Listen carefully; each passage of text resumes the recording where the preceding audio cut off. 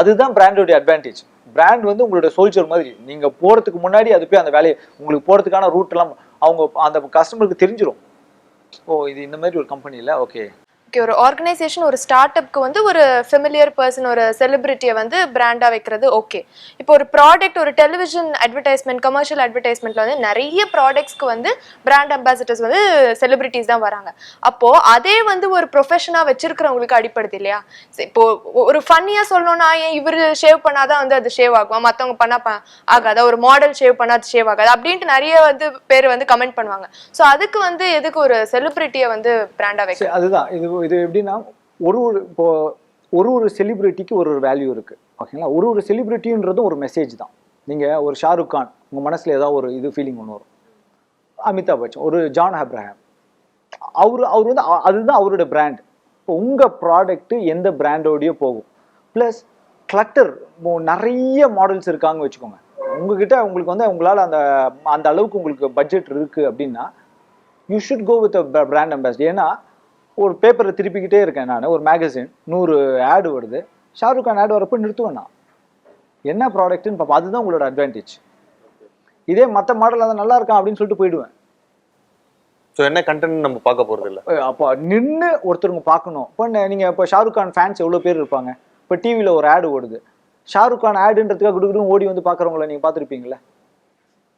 அது எவ்வளோ இப்போ ரீசெண்டாக ஒரு கமலஹாசன் ஒரு ஆடு ஒன்று பண்ணியிருக்காரு. எதுக்கு இவ்வளோ காஸ்ட் கொடுத்து பண்ணாங்க அப்படின்னு பார்த்தீங்கன்னா ஃப்ரீயாகவே அந்த ஆடு பயங்கர பப்ளிசிட்டி பண்ணுச்சு.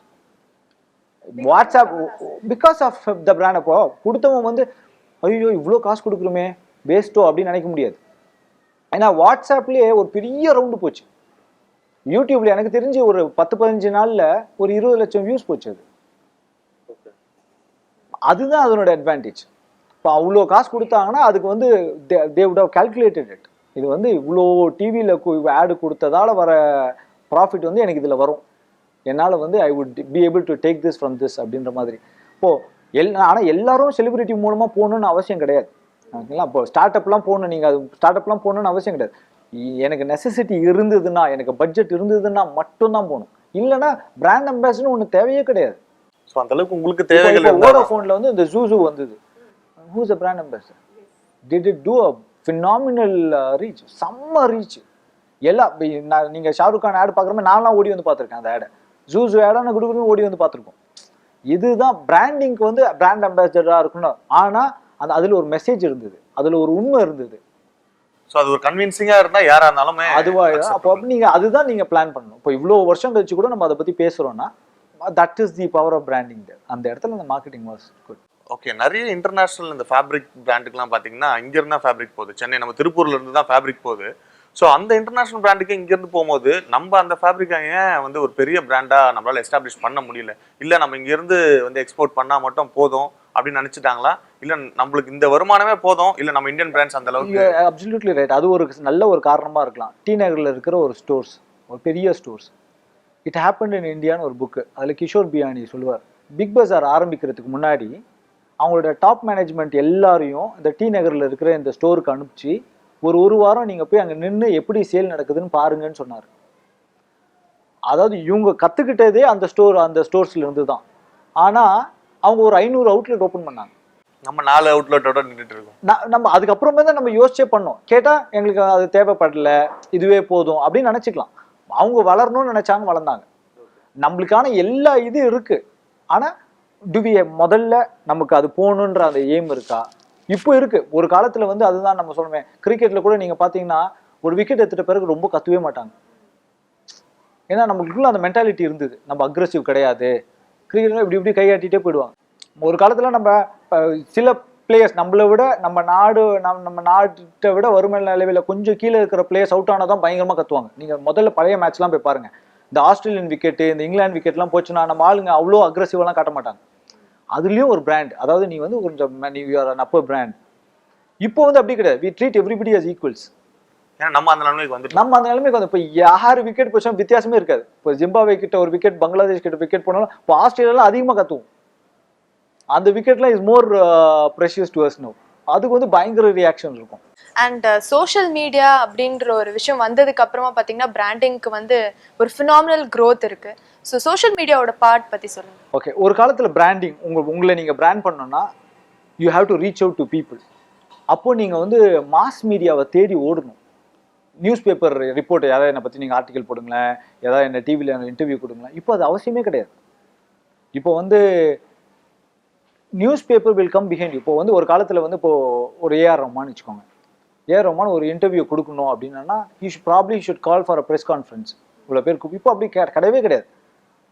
அவருக்கு வந்து ஒரு 3.5 கோடி பேர் ட்விட்டரில் ஃபாலோவர்ஸ் இருக்காங்க, ஃபேஸ்புக்கில் ஃபாலோவர்ஸ் இருக்காங்க. ஒரே ஒரு மெசேஜ் ஃபேஸ்புக்கில் போட்டாருன்னா போதும், எல்லா நியூஸ் பேப்பரும் is following him on Twitter. அடுத்த நிமிஷம் எல்லா நியூஸ் பேப்பரும் அவரை கூப்பிடுவாங்க. ஒரு ஹப் மாதிரி இருக்குல்ல இது வந்து. அதுதான் இப்போ வந்து பீப்புள் தே வில் ஃபாலோ. இப்போ முக்கால்வாசி நியூஸ் சேனல்ஸ் இப்போ இப்போலாம் இன்டர்வியூ நீங்கள் கார்பரேட்டில் எடுத்துக்கோங்களேன், ரெஸ்யூமே பார்க்குறத விட உங்களோட ஃபேஸ்புக்கும் லிங்க்டினும் பார்க்குறது தான் ஜாஸ்தி. So we have to ensure. இது வந்து உங்களோட பிராண்ட். இப்போ நம்ம கார்பரேட் பிராண்ட், ப்ராடக்ட் பிராண்ட் பற்றி பேசிகிட்டு இருந்தோம். Personal branding which is very very important. இப்போ உங்களுக்கு தெரியாமலே நீங்கள் ஒரு பிராண்டை உருவாக்கிட்டு இருக்கிறீங்க. நீங்கன்னு ஒரு பிராண்ட் எல்லாருக்கும் தெரியும். உங்கள் ஃபேஸ்புக்கை போய் பார்க்குறப்போ, உங்களை பார்க்குறப்போ, உங்களை மக்கள் கேள்விப்படுறப்போ நீங்கன்னு ஒரு பிராண்ட் இருக்கீங்க. அந்த பிராண்டை நீங்கள் எப்படி டெவலப் பண்ணுறீங்க? அது கான்ஷியஸாக நீங்கள் நினைக்கிற விதத்தில் தான் டெவலப் பண்ணுறீங்களா, இல்லை அதாவே டெவலப் ஆகுதா?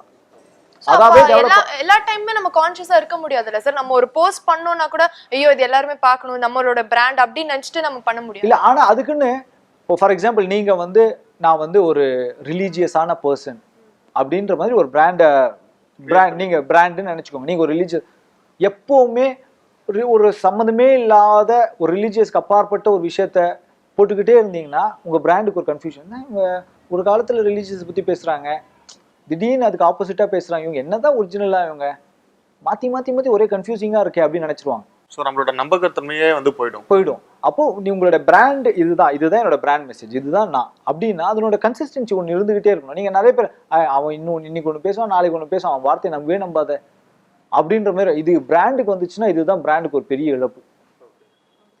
நீங்க ஒரு பிராண்டா இவங்க சொன்னாங்கன்னா இவங்க சொல்றதுல நிப்பாங்க, இதுதான் இவங்களா இருப்பாங்க அப்படின்ற அந்த மெசேஜை வந்து நம்ம வந்து கண்டிப்பா கடைசி வரைக்கும் பிடிச்சிக்கணும். ஓகே, ஸோ இவ்வளோ நேரம் பார்த்தீங்கன்னா பிராண்டிங் வந்து எந்த அளவுக்கு இம்பார்ட்டன்ஸ் அப்படின்ற விஷயத்த சொல்லிட்டு இருந்தீங்க. அது மட்டும் இல்லாமல் நம்ம இன்டர்நேஷனல் பிராண்ட்ஸ்லாம் வந்து இந்தியாவில் வந்து பெரிய அளவில் வந்து மக்களை பாதிச்சிருக்கு. ஸோ கூடிய சீக்கிரத்தில் வந்து இந்தியன் பிராண்ட்ஸ்லாம் இன்டர்நேஷனல் லெவலில் வந்து பெருசாக வரணும் அந்த ஆர்வத்தோட. So thank you so much for your time. So இவ்வளோ நேரம் நிறைய விஷயங்கள் பேசணும், ரொம்ப நன்றி. தேங்க்யூ. நேர்லயே மற்றொரு வரவேற்பறை நிகழ்ச்சியில சந்திக்கலாம்.